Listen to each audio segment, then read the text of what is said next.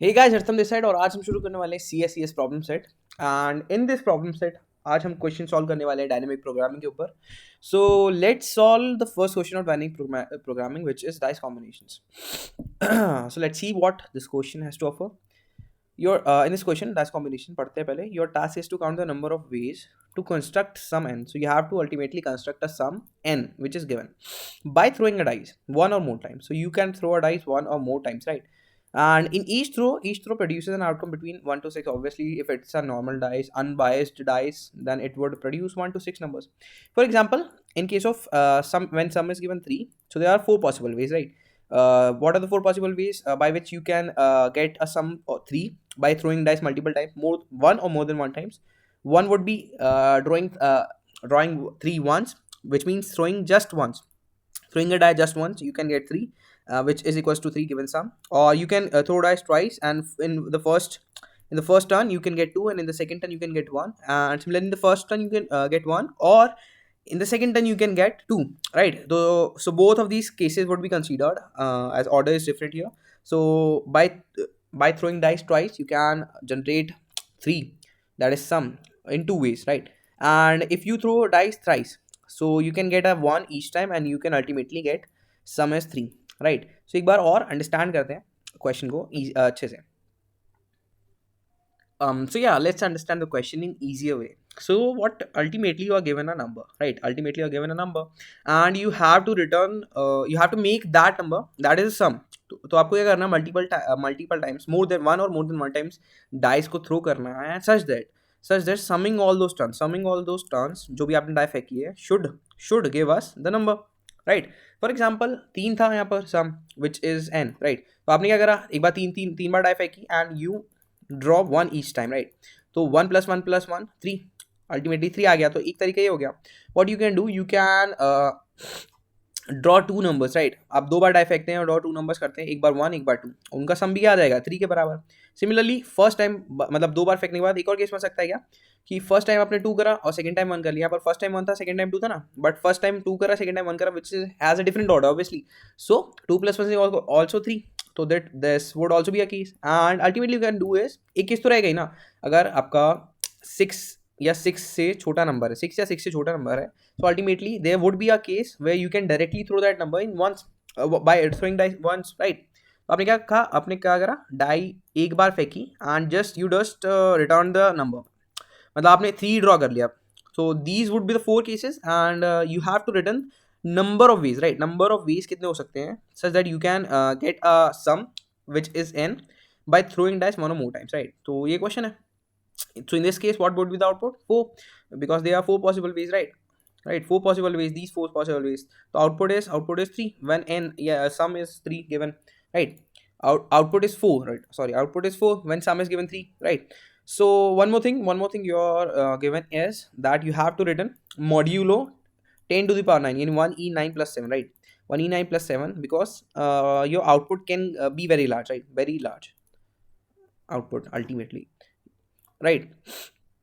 Because there is no limit, na, there is no limit, you can throw dice as many times you want just to return that number, right? तो सबसे पहले समझते हैं approach, right? सबसे पहले समझते हैं अप्रोच क्या बन सकती है अपनी. तो अपने को बेसिक अप्रोच क्या रहेगी, बेसिक जो दिमाग में ब्रूट फोर्स आती है कि भाई कोई भी नंबर n गिवन है, अपन ने क्या करा, डाई फेंकी और एक केस बना लिया और उसे काउंट कर लिया जब सम n हो गया. फिर और डाई फेंकी. तो अपन क्या कर सकते हैं, ब्रूट फोर्स में सारी पॉसिबिलिटी कंसीडर करेंगे. मैं लिख देता हूँ सारी पॉसिबिलिटी कंसीडर करेंगे ब्रूट फोर्स में. अब कहीं ना कहीं याद है आपको कि सारी पॉसिबिलिटी होती है, तो अपने पास एक फंडा है सारी पॉसिबिलिटी निकालने का. rather than iterating through each possibility, what we can do, we can recursively call function again and again and consider all the possibilities, right? तो रिकर्सिवली कॉल से क्या याद आता है आप लोगों को, रिकर्सिवली कॉल से याद आता है रिकर्शन. तो अपन कुछ रिकर्शन का लॉजिक बना सकते हैं क्या, अपन कुछ रिकर्शन का लॉजिक बना सकते हैं इसमें. Let's see. मैंने क्या कहा, मुझे नहीं पता कि मैं डायरेक्टली सम तक नहीं जाता. मैं क्या करता हूँ, जो भी मैं डाई थ्रो करता हूँ, राइट? मैं डाई थ्रो करता हूँ और जो भी नंबर आए what I will do is I will deduct it from the sum, right? I will deduct it from the sum and I will throw the die again. अब मैं दोबारा डाई फेंकूंगा और जो फिर से नंबर आएगा वो भी अब जो सम होगा नया उससे डिडक्ट कर दूंगा. Ultimately when my sum become zero, right, when my sum become zero, what I can say जो भी मैंने डाई का कॉम्बिनेशन फेंका है अभी तक और जिससे मेरा सम जीरो बन गया डिडक्ट कर करके, तो that would be a way correct way to get sum, right, to get sum. मतलब अल्टीमेटली अगर मैं उस थ्रो को फेंकूं, उस थ्रो को उन कॉम्बिनेशन में डाइस को फेंकूं and I get number sum numbers and by deducting that number each time from the new updated sum, if I get zero, तो मैं कह सकता हूं कि भाई हाँ कहीं ना कहीं that is a way. For example आपको 3 गिवन था, राइट, आपको 3 गिवन था.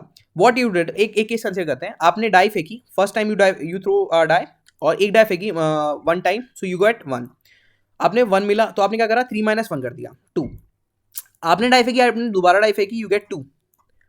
अब आपने क्या करा, अपडेटेड सम में से ये जो डाई में नंबर आया उसको डिडक्ट कर दिया, विच मीन्स अब आपको जीरो मिल गया. अब मैंने कहा कि अगर मेरे को ये जो मेरा सम था ओरिजिनल वो जीरो के बराबर हो गया अपडेट करके, जो नया अपडेटेड सम जीरो के बराबर हो गया, तो कहीं ना कहीं 3 से 0 बन गया, which means I got a way which is 1 और 2. मतलब मैं 2 बार डाई फेंकूं 1 और 2, जैसे ही मुझे जीरो मिले व्हाट आई कैन से इज काउंट प्लस प्लस कर दो कि भाई एक तरीका तो मिल गया अपन को, करेक्ट, एक तरीका तो अपन को मिल गया. अब इसे रिकर्शन के लॉजिक से सोचते हैं, राइट, इसे एक बार रिकर्शन के लॉजिक से सोचते हैं. What how we can produce a function which recursively do this, right, recursively do this कि भाई अब हमें हर बार एक ही थोड़ी डिडक्ट करना है डाई में से, हमें तो 1 to 6 कुछ भी ड्रॉ हो सकता है ना. तो what we can do is if I say कि भाई हाँ मैं डिडक्ट कर सकता हूँ एन में से, राइट, एन गिवन है सम, तो सम नहीं लिखते हैं, एन लिख देते हैं डायरेक्ट. तो आपको ओरिजिनली एन गिवन है, राइट, सम. तो व्हाट आई कैन से इज, मैंने क्या कहा, एक लूप में चला लेता हूँ आई से लेके आई इक्वल्स टू 6 तक, राइट. और मैं क्या करता हूँ व्हाट आई डू इज मैंने क्या करा, वेज निकाले, राइट. अभी मैं वेज ले लेता हूँ 0, वेज ले लेता हूँ, अभी तक कोई वे नहीं है. मैंने क्या कहा, वेज में तुम प्लस कर दो, ways plus is ways plus है, इसका मतलब इज इक्वल्स टू फंक्शन को रिकर्सिवली कॉल कर दो. कब कैसे रिकर्सिवली कॉल कर दो, अभी एफ और एन के लिए कॉल करा है ना मैंने, एफ ऑफ एन फंक्शन है, तो फंक्शन को रिकर्सिवली कॉल कर दो जो भी आपका आई है लूप में, राइट, जो भी आपका आई है. अब आई 1 से 6 का मतलब क्या किया अपन ने, 1 ड्रॉ करा, then I called recursively the function for 1 to 6 again, right, 1 to 6 again. Then मैंने 2 ड्रॉ करा, आइटरेट करा, एंड 2 ड्रॉ करके व्हाट आई डिड इज कि मैं 2 पे रिकर्सिवली फंक्शन आगे दोबारा कॉल कर रहा हूँ 1 से लेके 6 तक. अभी समझाता हूँ तरीके से. सपोज कि मेरा आई मुझे डेट करना है हर बार, राइट, तो मैं क्या करूँ, n - i के लिए फंक्शन कॉल कर दूँ, और रिटर्न कर दूँ एंड में क्या, भाई ये ways. So that would be my answer. एक बार थोड़ा और समझते हैं. हो क्या रहा है यहाँ पर, एफ ऑफ एन आया, राइट, एफ ऑफ एन आया अपने पास, अपन ने लूप चलाया आई 1 से लेके आई 6 तक, और अपन ने कहा कि भाई तुम वेज तो निकाल रहे हो बट रिकर्सिवली वेज तो निकालो, जो भी वेज आए उसे प्लस करते रहो सारी रिकर्सिव कॉल्स के लिए, राइट, n - i, राइट. अब इसका मतलब क्या है, जैसे ही f ऑफ n के लिए 1 पे आया, आई 1 पे आया, तो f ऑफ n के लिए 1 पे इसने रिकर्सिव कॉल कर दी, which means f of n - 1 बन गया. सिमिलरली बाकी सब नंबर्स के लिए f ऑफ n पे कॉल होगी, f ऑफ जैसे i 2 होगा तो f ऑफ n - n - 2 हो जाएगा. Similarly f of n - 3 and this would go up to n - 6. और हर कॉल पे एक और लूप रहेगा अंदर. हर कॉल पे ऑब्वियसली फंक्शन में ही आएगा ना, फंक्शन में तो i की वैल्यू 1 से 6 ही रहेगी.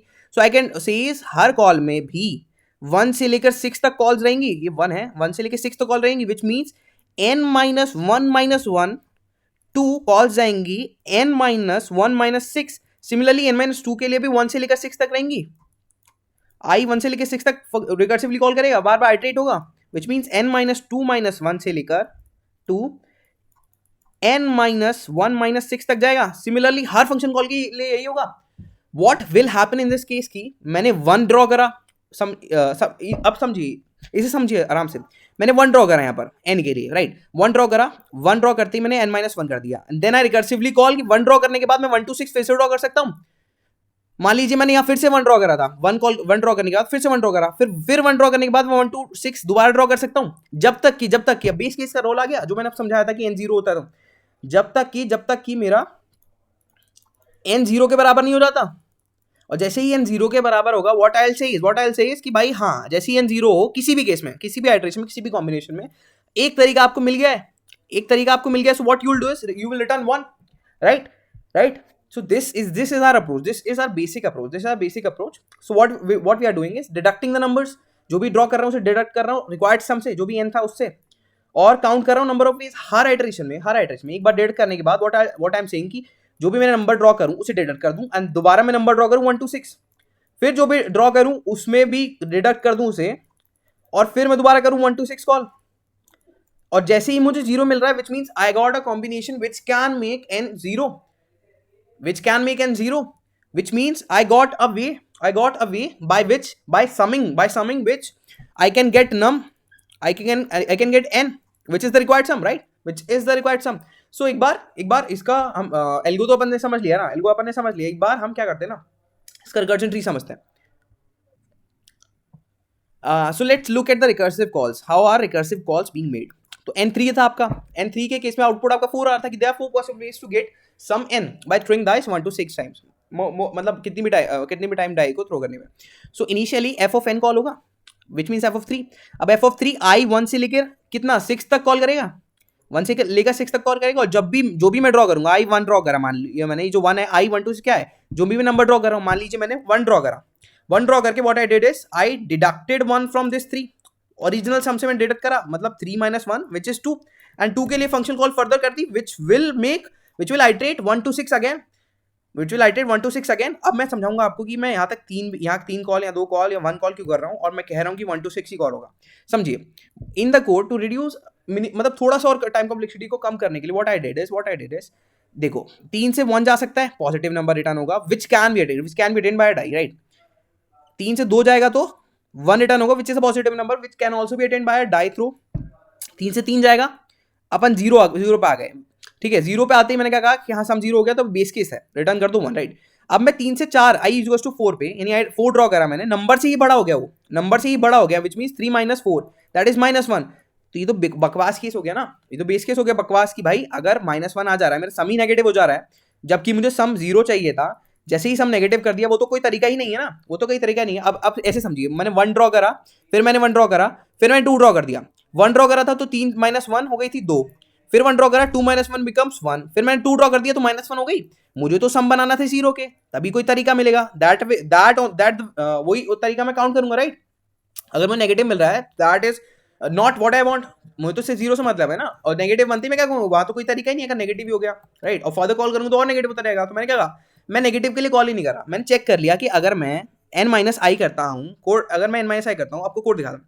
अगर मैं n minus i कर रहा हूँ, सी अगर मैं n minus i कर रहा हूँ और वो ग्रेटर देन इक्वल टू 0 है, तभी तुम इसे कॉल करो फंक्शन को आगे, राइट. इसे कॉल करो फंक्शन को आगे, राइट. तो मैंने यहाँ पर वो नेगेटिव वाला केस ही हटा दिया, राइट. अब सी दिस मैं नेगेटिव वाला केस हटा दिया. अब फंक्शन कॉल्स कैसे हो रही हैं, लेट्स अंडरस्टैंड दिस. तो f n के लिए कॉल करा, अब n के लिए कॉल करा, अब मैंने 6 टाइम्स ड्रॉ करी, पर 6 टाइम्स में से 4 5 6 आई हैवंट कंसीडर्ड, क्यों, सम में से माइनस करने पे उसे नेगेटिव हो जा रहा है, तो नेगेटिव वाला केस कंसीडर नहीं करा. तो i 1 पे गया, 3 minus 1 becomes 2, मतलब 1 ड्रॉ कर दिया और सम में से वो डिडक्ट कर दिया और 2 के लिए कॉल कर दी. फिर 2 फर्दर कॉल्स करेगा i 1 से लेके 6 तक, बट 2 के बाद 3 4 5 6 पे दिस वुड बिकम नेगेटिव, मतलब 2 minus 3 negative, 2 minus 4 also negative, तो नेगेटिव कंसीडर नहीं करना, अपन को तो 0 से मतलब है, राइट. फिर ये 1 2 6 1 पे कॉल करेगा, f 1 ड्रॉ करा, 2 अपना सम है, 1 ड्रॉ करा अपन ने, 2 minus 1 करा और f1 के लिए कॉल कर दिया. f1 के लिए कॉल फिर 1 तक होगा, 2 3 4 5 6 नहीं होगा, because that would become negative, right. जैसे f0 होगा, what I am doing is I am summing all the ways, यहाँ पर कोई और फंक्शन कॉल नहीं है. सो ये बेस केस रीच हो गया, तो ये दिस वुड रिटर्न 1, राइट. और ये ऊपर भी रिटर्न कर देगा 1 इस फंक्शन कॉल को. सिमिलरली यहाँ पर भी 0 i इक्वल्स टू 2 पे फॉर सम 2 minus 2 बिकम 0. अब 2 डिडक्ट कर दूंगा ना, 2 ड्रॉ करा है मैंने इस 2 सम पे, तो I am deducting 2 from this. तो ये बेस केस रीच हो गया, विच मीन्स यहाँ पर मैं यहाँ पर एक और तरीका मिल गया है मेरे को, 0 बनाने का, एक और तरीका मिल गया है सम रीच करने का. सो इन दोनों तरीकों को मैं सम कर दूंगा, यहाँ से 1 दोनों फंक्शन कॉल को सम कर दूंगा इन रिटर्निंग वैल्यूज को, और ये अल्टीमेटली क्या रिटर्न करेगा, 1 + 1 2. सिमिलरली f3 पे मैंने 2 कॉल करा, 2 ड्रॉ करा, तो 2 मैंने, मतलब इसका मतलब समझिए, पहले मैंने 2 ड्रॉ करा, फिर मैंने 1 ड्रॉ करा, मतलब एक तरीका हो गया 2 + 1 3 बनाने का. यही तरीका, यही इसका मतलब है तरीके का, राइट. मैंने 2 ड्रॉ करा, 2 ड्रॉ करने के बाद 3 minus 2 करा 1, और 1 के लिए रिकर्सिव कॉल कर दी. फिर 1 से 1 ड्रॉ कर सकता हूँ, 2 3 4 5 6 नहीं कर सकता, because that would give me negative, right. तो 0 रिटर्न हुआ, 0 बेस केस हो गया, फिर रिटर्न करेगा 1, अल्टीमेटली इसे भी रिटर्न करेगा क्या, 1, राइट. तो ये यहाँ से 2 ले रहा है, नीचे i इक्वल्स टू 2 पे f3 1 ले रहा है, इक्वल्स टू 1 पे f3 2 रिटर्न कर रहा है, राइट. 2 वेज मिल रहे हैं इसे, अगर मैं 1 कॉल करता हूँ, राइट. तो अब यहाँ पर समझिए, what's happening is I is equals to 3 पे क्या हो रहा है, I is equals to 3 पे 3 minus 3 is equals to 0, right. 3 minus 3 3 draw कर दिया, एक बार में मुझे नंबर मिल गया, तो एक बेस केस सेट होंगे, एक तो तरीका हो गया, तो यहाँ से भी 1 रिटर्न हो जाएगा, यहाँ बेस केस रीच हो गया, तो 1 + 1 + 2, राइट. 1 + 1 + 2. अब यहाँ पर क्या क्या हो रहा है, यहाँ पर समझिए, यहाँ पर क्या क्या हो रहा है. यहाँ पर मैंने 1 ड्रॉ करा पहले फर्स्ट केस में, फिर मैंने 1 ड्रॉ करा अगेन, फिर मैंने 1 ड्रॉ करा और बेस केस रीच हो गया, एक तरीका मिल गया. फिर मैं 1 ड्रॉ करा था, 1 के बाद 2 ड्रॉ कर दिया, तो एक और तरीका मिल गया. फिर मैंने 2 ड्रॉ करा, उसके बाद 1 ड्रॉ कर दिया, विच मीन्स एक और तरीका मिल गया, 3 तरीके हो गए. फिर मैंने क्या करा, डायरेक्टली 3 ड्रॉ कर दिया, तो एक और तरीका मिल गया. तो टोटल कितने तरीके मिल गए अपन को, 2 + 1 + 1 4, which is the output of this case, so this is how recursive calls are being made. So this is how the recursive call, please understand, it's very easy to understand, right? अब हम देखते हैं एक bar code and then we'll jump off to optimized solution. First we'll see the complexity of recursive solution, right? Now let's see the time complexity, right? नहीं, सबसे पहले code समझते हैं, फिर टाइम कॉम्प्लेक्सिटी देखते हैं. तो अपन ने क्या कहा था, हर वेज को इनिशियली कर दिया, लॉन्ग लिया था अपन ने, हैश डिफाइन LL से लॉन्ग से, और मॉड ले लिया 1E9 + 7 का, राइट. इसको डिफाइन कर दिया यहाँ पर. So we can use it without actual writing this values, right. This values, instead of writing these values, we can write mod and LL for long and mod for this, right.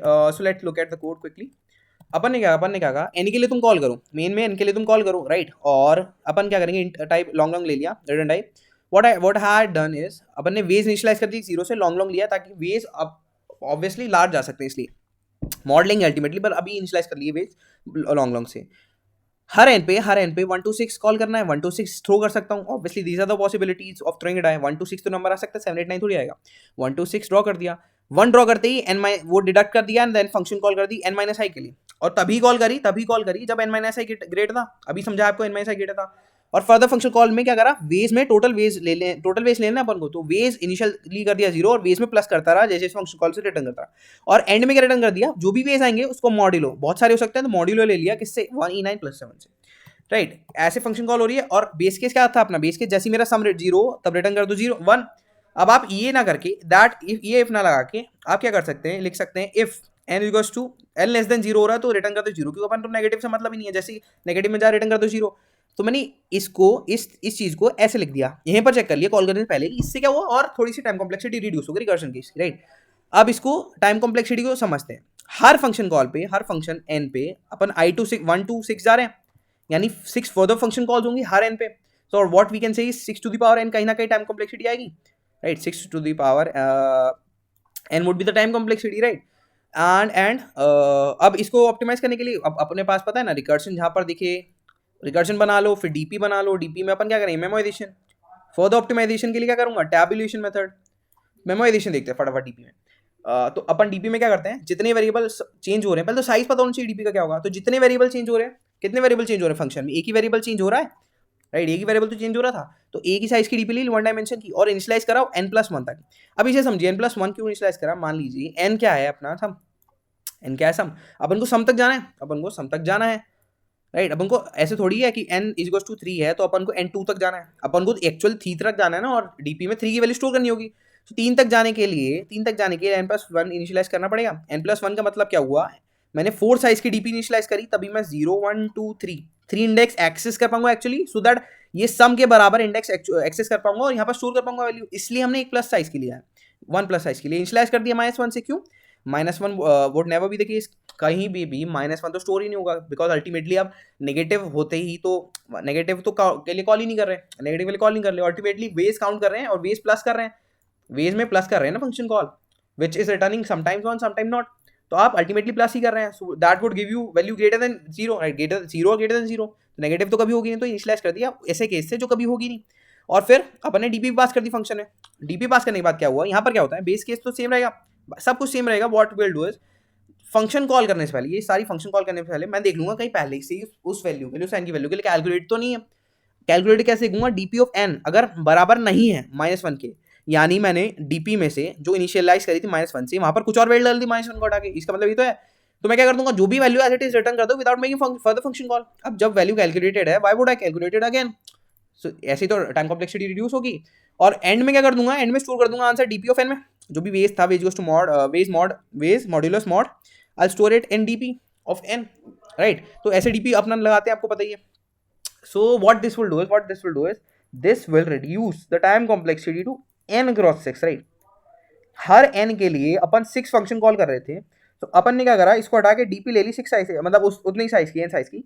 So this would reduce the time complexity to n into 6 which is 6n, या फिर n into 6 ले सकते हैं, right. अगर ये 6 भी variable होता तो वी कैन से कि n स्क्वायर आ जाएगी कहीं ना कहीं, अगर वेरिएबल होता. And you can make unlimited values हो सकती थी, या फिर बहुत सारी वैल्यू होती है, n के बराबर ही वैल्यू होती डाई थ्रो की, तो वी कुड हैव सेड कि n स्क्वायर होगा, राइट. बट अब क्या हुआ यहाँ पर, अपन ने क्या कहा कि भाई n इंटू 6 हो गया, तो देखिए 6 टू द पावर n से, विच इज सुपर एक्सपोनेंशियल, उससे 6n बन गई, काफ़ी रिड्यूस हो गई टाइम कॉम्प्लेक्सिटी, राइट. और स्पेस कॉम्प्लेक्सिटी आप निकाल के बताएंगे मेरे को, क्योंकि इसमें रिकर्शन स्टैक यूज होगा, इसमें डीपी यूज होगी, विच इज इसमें तो बता देता हूँ, इसमें डीपी यूज होगी extra, which is of size n, तो n हो गई.